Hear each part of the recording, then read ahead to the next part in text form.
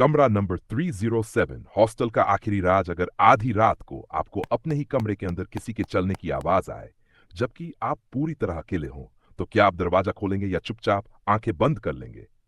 नमस्कार दोस्तों, आज की कहानी आपको ले जाएगी एक ऐसे हॉस्टल में जहां हर दीवार कुछ छुपाती है और हर रात एक नया डर जन्म लेता है।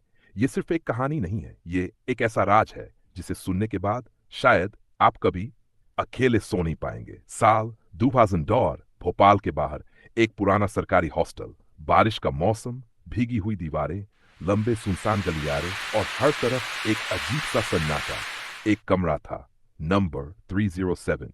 लोग कहते थे जो भी वहां रहा ज्यादा दिनों तक टिक नहीं पाया। राहुल 19 साल का एक साधारण लड़का, नई नई कॉलेज लाइफ, बड़े सपने और डर से बिल्कुल बेखौफ उसका रूममेट था अजय, शांत, कम बोलने वाला लेकिन हर चीज को गहराई से नोटिस करने वाला। और एक तीसरा भी था जो कभी दिखाई नहीं दिया लेकिन हमेशा वहां मौजूद था। शुरू के कुछ दिन सब बिल्कुल सामान्य था। दोनों दोस्त हंसी मजाक करते, रात भर बातें करते और अपनी नई जिंदगी को एंजॉय करते। लेकिन चौथे दिन सब कुछ बदल गया। रात के करीब 2 बजे राहुल की नींद अचानक ठक ठक, धीमी लेकिन साफ आवाज जैसे कोई लकड़ी पर दस्तक दे रहा हो। राहुल ने आंखें खोली। कमरा अंधेरे में डूबा था। अजय गहरी नींद में सो रहा था। राहुल ने सोचा शायद बाहर से आवाज आ रही है और वो फिर से सो गया। लेकिन अगली रात वही आवाज फिर आई, इस बार और करीब। अब डर धीरे धीरे महसूस होने लगा था। छठी रात राहुल ने तय किया कि आज वो सच जानेगा। वो धीरे धीरे उठा और दरवाजे की तरफ बढ़ा। जैसे ही वो पास पहुंचा, आवाज अचानक बंद हो गई। उसने धीरे से दरवाजा खोला। बाहर कोई नहीं था, सन्नाटा। लेकिन जैसे ही वो वापस मुड़ा, उसकी नजर कमरे के अंदर गई। अजय बिस्तर पर नहीं था। अजय! राहुल ने धीरे से पुकारा, कोई जवाब नहीं। तभी बाथरूम का दरवाजा अब धीरे धीरे खुलने लगा।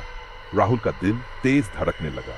वो डरते डरते बाथरूम की तरफ बढ़ा। अंदर अजय खड़ा था लेकिन उसकी आंखें पूरी तरह खाली थी। तू यहाँ क्या कर रहा है? राहुल ने आवाज में पूछा। अजय ने बिना हिले कहा, वो मुझे बुला रहा है।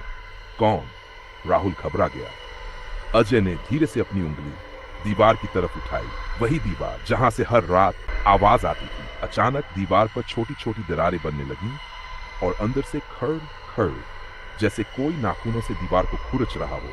अचानक दीवार का एक हिस्सा टूट गया और अंदर से एक हाथ बाहर निकला, काला सूखा हुआ और खून से जैसे किसी ट्रांस में था। वो उस हाथ की तरफ बढ़ने लगा। अजय रुक जा! राहुल चिल्लाया। लेकिन अजय नहीं रुका। जैसे ही उसने उस हाथ को छुआ, पूरी दीवार फट गई और एक भयानक चेहरा बाहर आया। गहरी काली आंखें और मुंह से टपकता हुआ खून। तुम मेरी जगह ले ली। वो आवाज पूरे कमरे में गूंज गई। राहुल डर के मारे पीछे गिर गया। अजय जोर से चीखा और अगले ही पल वो दीवार के अंदर खिंच गया। सब एक सेकंड में खत्म हो गया। अगली सुबह हॉस्टल में हड़कंप मच गया। अजय गायब था और राहुल बेहोश हालत में फर्श पर मिला। जब उसे होश आया, उसने सब कुछ बताया लेकिन किसी ने उस पर यकीन नहीं किया। कुछ दिनों बाद राहुल ने वो हॉस्टल छोड़ दिया, लेकिन जाने से पहले उसने आखिरी बार कमरा नंबर 307 की दीवार को देखा। अब वहां कोई दरार नहीं थी। सब बिल्कुल सामान्य, जैसे कुछ हुआ ही ना हो। लेकिन जैसे ही वो मुड़ा, पीछे से वही आवाज आई, ठक ठक। कुछ जगहें सिर्फ ईंट और पत्थर नहीं होती, वो अपने अंदर कहानियां और आत्माएं छुपा कर रखती हैं। अगर कभी आपको कोई अंधेरे में बुलाए तो याद रखना, हर आवाज का जवाब देना जरूरी नहीं होता। अगर आपको ये कहानी पसंद आई हो तो इसे लाइक करें, शेयर करें और ऐसे ही डरावनी कहानियों के लिए जुड़े रहें, क्योंकि कुछ कहानियां खत्म नहीं होती, वो बस शुरू होती हैं।